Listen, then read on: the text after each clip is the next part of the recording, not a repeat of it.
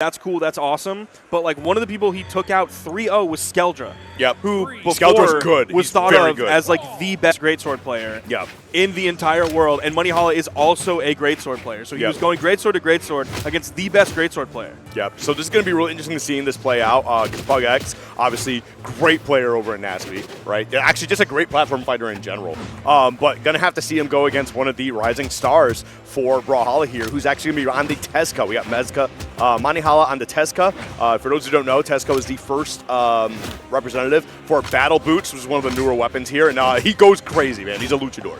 Yeah, I was wondering who he was going to play, because like we know him for Amugi. He's like the kind of the one main Amugi player out there for greatsword. He's just going to SD his stock right away. The look on his face, he was not happy with that one. Pugx, though, I saw a small smile creep across his face in that moment, knowing that he got that stock off of Monihalla. I feel like Monihalla is just like kind of doing the whole like, I'm going nutty here. I'm going to go crazy.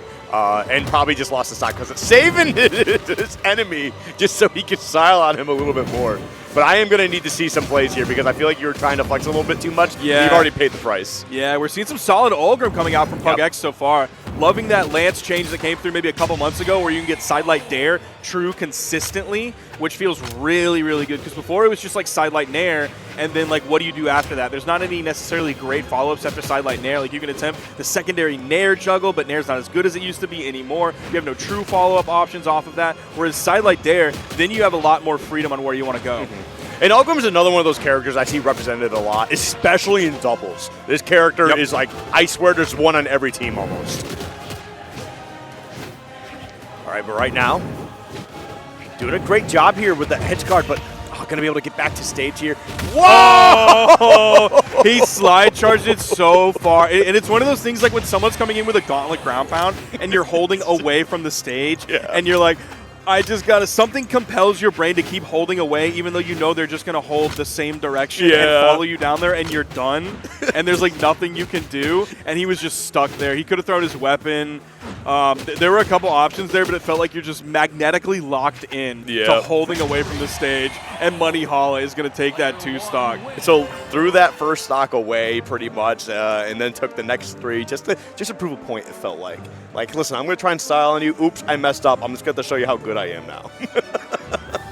Okay, I think Monihalla is.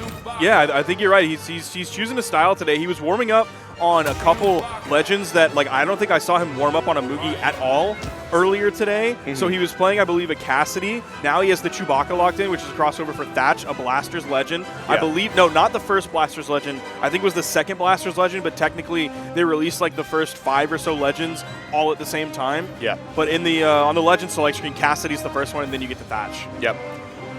All right, well, let's see what stage we're going to here. Yeah, okay, we're going into Demon Island, and we're seeing a character switch from both players here. We got Pugx going on to Orion here, so still going to have that Rocket Lance, but moving on to the Spear.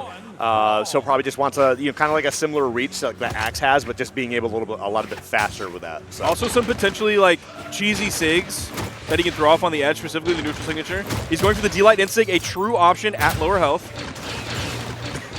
Dude, I feel like he's just trying to flex right now. He's doing the thing where like you use a blaster against a player like who's probably a lower skill level than you, but like you're doing the stuff that makes him frustrated.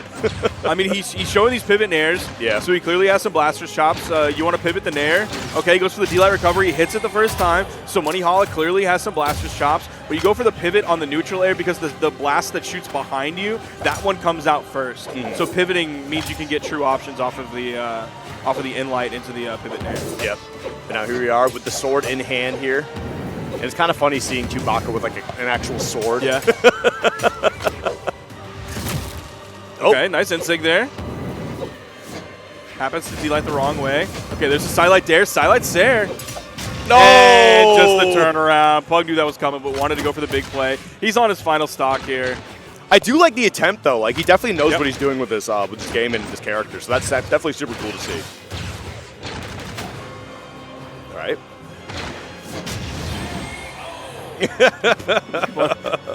Monihalla's expressions. Dude, when he like loses his stock, he looks like he's actually so upset about it. Like he's smiling, but he's just like, I am so much better than this.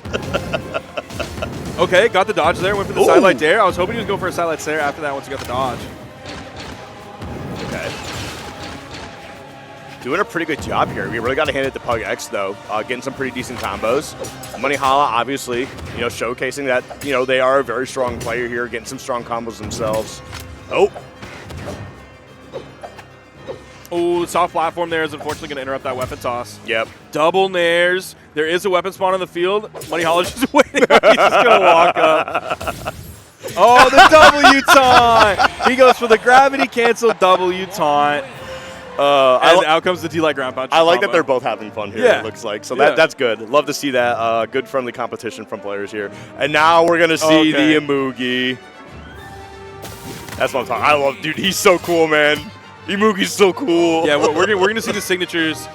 These are what you were talking about, or maybe you. I can't remember if it was you. No, it was like me and Walter and Nurse on Platmasters yesterday, talking about if Locust was going to pick one, like, quote-unquote cheesy legend to play, who would you pick for someone to play? And, like, he ended up going with Taros. Great choice. Yep. But also, Monihalla was like, pick a Mugi, and not just because he's an Mugi player, but because we'll see the Great Sword side signature here, and you'll see how much of the screen it takes up. Instantly throws that axe away. Doesn't want that whatsoever because he's a Great Sword player. Yeah. All right, well, now we're going to see how exactly this all comes together here on Demon Island. And Great Sword, fantastic weapon lately. I've been seeing a lot of great success with it. Has had its shortcomings quite a few times, but we got, like, I feel like Great Sword's one of those weapons where it doesn't matter how bad it is, people are going to ride and die. Ride or die with this. It's not bad. It's never been bad. I thought it was bad for a little bit. No. That's Great Sword propagandists lying to you. Yeah, because they play the weapon and and they scream about it. But you know what? They are ride or die for this weapon, though. They really are. Great Sword players are like fanatics for their weapon, like different than pretty much every other weapon loyalist out there. Yeah. Ooh. Huge combo going back and forth here. So yeah, you saw there with the turnaround is you get the sidelight inlight and then you get the turnaround and then you go for the three-piece once the dodge is gone and you can get that true because it's unjumpable. Okay. Oh my gosh! And yeah, he doesn't make it back, but you know what? He basically used everything to go out. You see him look at it. I'm so glad we have player cams. Dude, he looked right over at Pugx afterwards. Oh, man. Again, I think part of it is also the fact that, you know, he's a kid, you know, he's just doing his thing. He's having fun out there.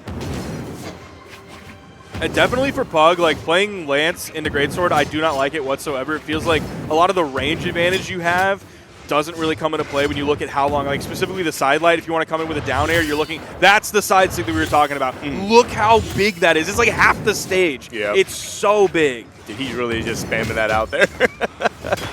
All right. Oh, that's going to be tough. That's the stock right there. Monihalla takes it. 3-0.